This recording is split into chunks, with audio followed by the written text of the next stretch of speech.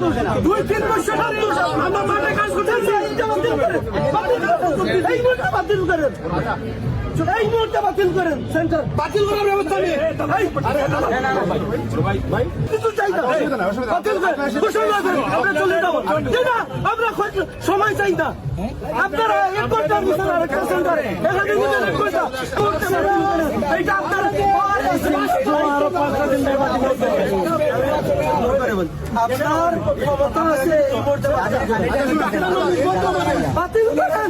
আপনাদের সরকারের আশ্বাসের কারণে নির্বাচনে আপনারা করতেছেন, তাই কিভাবে ঢুকো ডিজাইন ব্যবস্থা থাকতে গেলে আপনারা পুলিশ বাহিনী চাই, ওরা প্রিভেন্ট করলো না, কিভাবে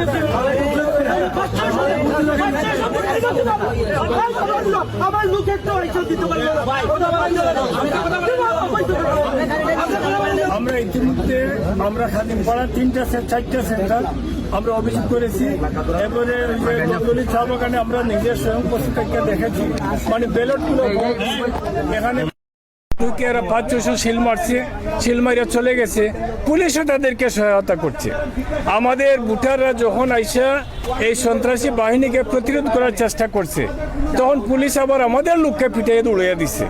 হ্যাঁ, তাদেরকে সুযোগ করে দিচ্ছে, তারা শিলটিল মারিয়া বাইর হয়ে গেছে। আমরা যখন আসছি এখানে, ডক্টর খলিল সাহেব আসছে, টেলিফোন প্রতীক নিয়ে অনুপ্রবন্ধ করছে, আমি আনারস নিয়ে করতেছি, আহাদ মিয়াও যে দোয়াত কলম নিয়ে করতেছে।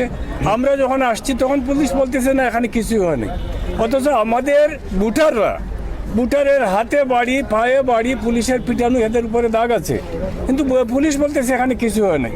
আমাদের এজেন্টরা বলতেছে সবাই ভোট দিচ্ছে, এই যে নিচের সেন্টারটা দখল করছে। এই অবস্থা আমরা সরকারের আশ্বাস পেয়ে নিরপেক্ষ নির্বাচন হবে, এই আশ্বাস পেয়ে আমরা নির্বাচনে আসছিলাম। আমরাও তো সরকার দলের লোক, আমরাও আওয়ামী লীগের লোক, 40 বছর যাবত আওয়ামী লীগের সাথে আছি, প্রতিটা নির্বাচনে আওয়ামী লীগের জন্য কাজ করি। এবার নির্বাচন নিরপেক্ষ দেওয়াতে আমরা সবাই অংশগ্রহণ করেছি, কিন্তু একজন লোকের কারণে পুরো দেশটা বিতর্কিত হচ্ছে। আমাদের পুলিশও এদের সাথে মিলে গেছে, তারপরে প্রিসাইডিং অফিসাররা মিশে গেছে। এখানে প্রিসাইডিং লাক্ষাতুরা বাগানের যে প্রিসাইডিং অফিসার, সে আস্তে একটা বদমাশ, এখানে মারামারি হয়েছে, চিল্লাচিল্লি হয়েছে, মানুষ পিটা খেয়েছে, সে বলতেছে এখানে কিছুই হয় নাই। কিন্তু এই যে কাপিরিস মার্কার যে প্রার্থী রয়েছেন, ওনার অসংখ্য উচ্ছৃঙ্খল কিছু সন্ত্রাস বাহিনী, এরা বিভিন্ন ওয়ার্ড দখল করে, বিভিন্ন কেন্দ্র দখল করে নিয়ে আপনার অবৈধভাবে বুথ স্থাপন করছে।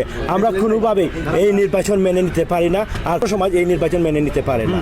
আমি দলদলি চা বাগানে গিয়ে আপনারা দেখেছেন প্রায় 300 থেকে 500 ব্যালটে, খালি ব্যালটে সিল মারা এবং পিস্তল নিয়ে আওয়ামী সন্ত্রাসী বাহিনী ঢুকেছে।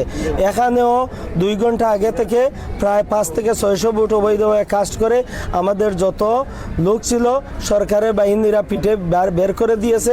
দেওয়ার পরেও এই যে এখানের প্রিসাইডিং অফিসার সহ দায়িত্বপ্রাপ্ত সবাই বলে না, এখানে কোনো অসুবিধা হয় নাই, এখানে সুষ্ঠু ভোট হয়েছে।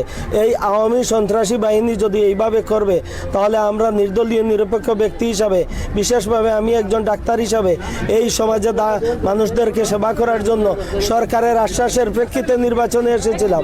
কিন্তু এই অবৈধ সরকারে যদি এইভাবে বারবারই করবে এবং এই যারা দায়িত্বপ্রাপ্ত আসে, এই এডিসি সহ, এই আজবার আলী সাহেব সহ, ঊর্ধ্বতন কর্মকর্তা ইউনো সহ যারা আসে, সবাই ভোট কেন্দ্রগুলো স্থগিত না করে ভোট চলবে বলে যায়। ভোট চলবে মানে অবৈধ ভোট চলবে, এখানে কোনো এজেন্ট নাই, ভোটার নাই, কাকে ভোট দিবে অবৈধ ভোট দিয়ে কাউন্ট করে বলবে অমুক পাস।